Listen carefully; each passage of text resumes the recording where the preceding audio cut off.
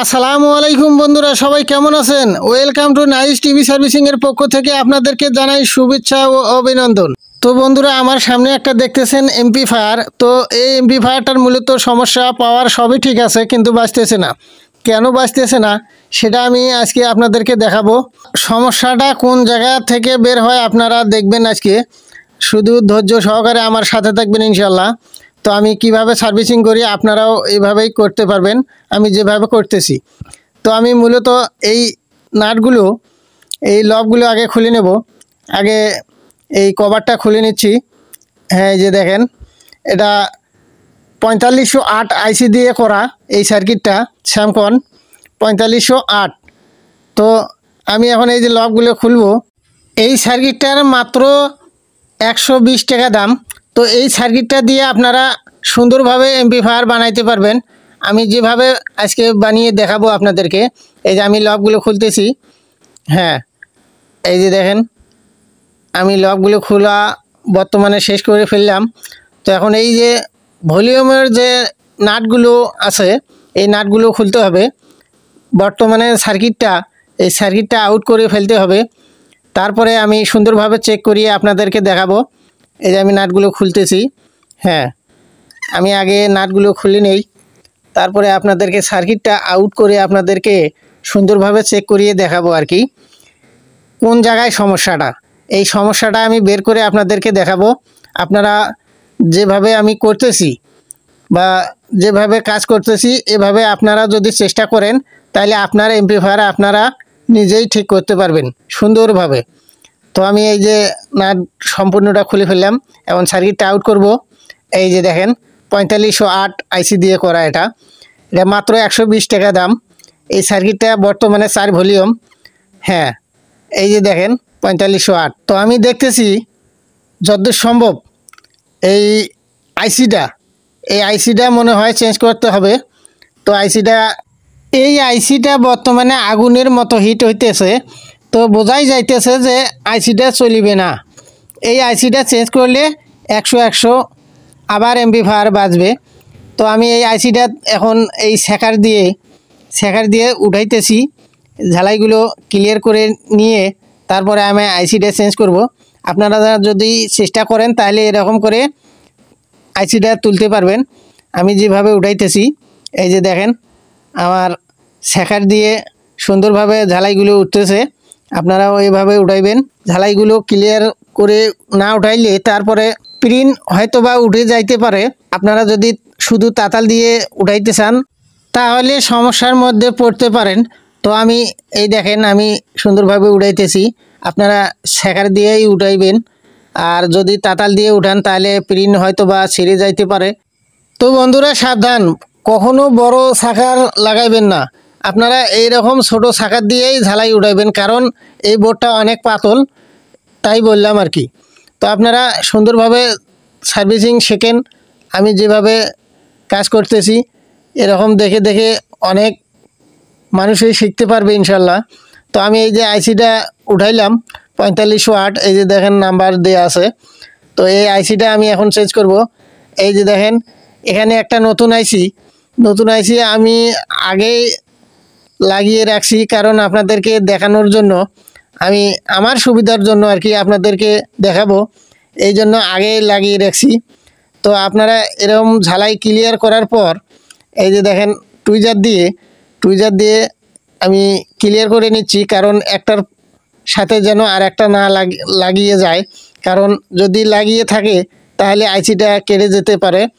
তো নতুন আইসি লাগিয়ে কোনো লাভ হবে না। তো আমি এভাবে ঝালাই ক্লিয়ার করে নিলাম। নেওয়ার পরে একটু পেট্রোল দিলাম। এই যে দেখেন, আমি পেট্রোল দিয়ে একটু ব্রাশ দিয়ে পরিষ্কার করে নেব।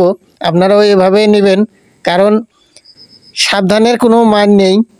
আমি সাবধান হয়েই কাজ করতেছি, আপনারাও এভাবেই করবেন। তো এইরকম করে আমি একটু পরিষ্কার করে নিলাম, আপনারাও করবেন। এই যে দেখেন, সুন্দর হয়েছে। তো এখন আমি হেক্সিনটা লাগাবো।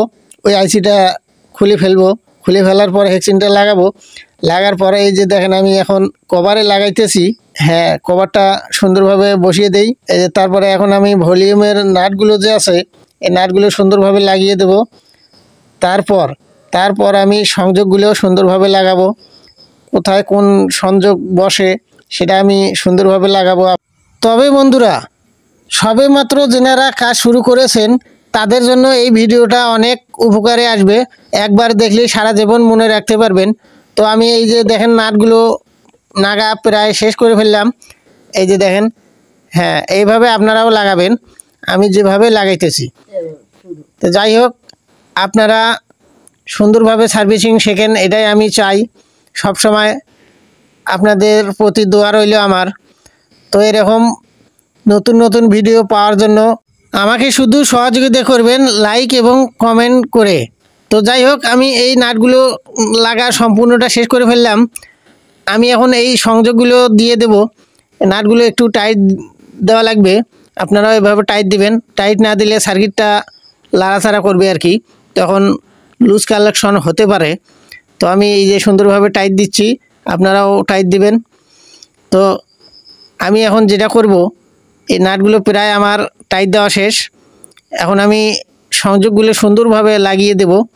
আপনারা ধৈর্য সহকারে দেখবেন আর কি, তাহলে বুঝতে পারবেন এরকম এমপ্লিফায়ার আমি নিজেই বানাইতে পারবো ইনশাল্লাহ। আপনারা যদি এখনও নতুন হয়ে থাকেন এই চ্যানেলে, তাহলে চ্যানেলটাকে সাবস্ক্রাইব করে রাখবেন নতুন নতুন নোটিফিকেশন পাওয়ার জন্য। সবার আগে আপনার কাছে নোটিফিকেশন পৌঁছে যাবে সাবস্ক্রাইব করে রাখলে।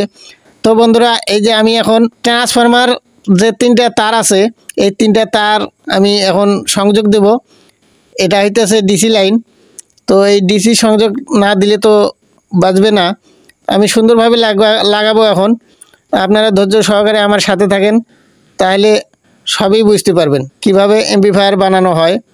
এই যে দেখেন, এই যে সাদা যে তারটা আছে এটা হইতেছে গ্রাউন্ড।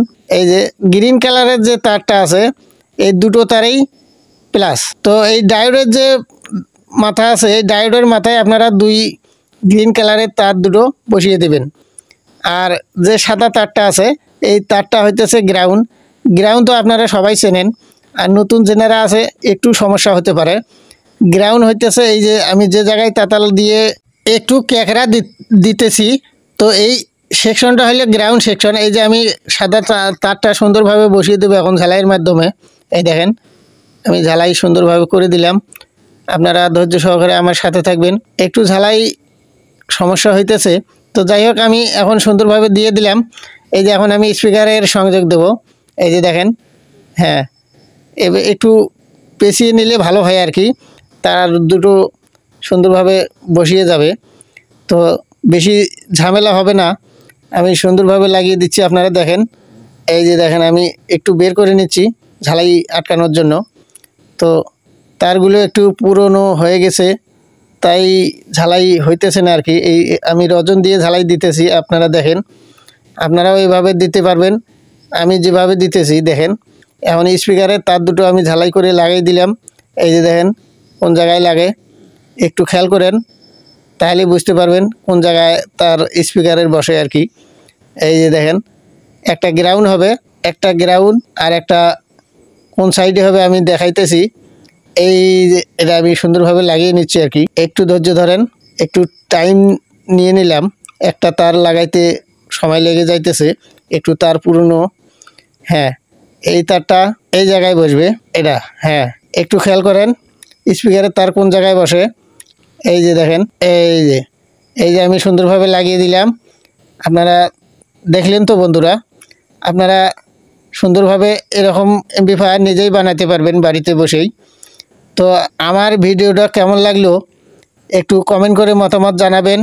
আর আবারও বলতেছি, এখনও যারা নতুন রয়েছেন চ্যানেলটাকে সাবস্ক্রাইব করে দেবেন, পাশে থাকা বেল আইকনটি বাজিয়ে দিবেন, আর নতুন নতুন নোটিফিকেশন পাওয়ার জন্য আমাকে সহযোগিতা করবেন। তবে বন্ধুরা, আপনাদের কাছে আমার একটা রিকোয়েস্ট, আপনাদের কোন বিষয়ে ভিডিও পছন্দ আমাকে কমেন্ট করে মতামত জানাবেন, তাহলে আমি খুশি হব ইনশাল্লাহ। তো বন্ধুরা, ভালো থাকবেন, সুস্থ থাকবেন, এই আমার কামনা।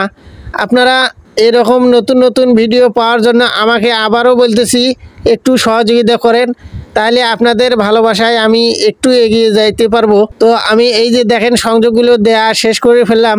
আমি এখন যেটা করব, আমার একটা সংযোগ দেয়া বাকি আছে, সেটা হচ্ছে ইনপুট 1/2 দিয়ে যে গান বাজানো হয় সেই লাইনটা আমার দেয়া বাকি আছে। তো বন্ধুরা মাত্র এই বোর্ডে 7টা তারই আছে, এই 7টা তার সংযোগ দেওয়া শিখলেই আপনারা এমপ্লিফায়ার বানা শিখবেন।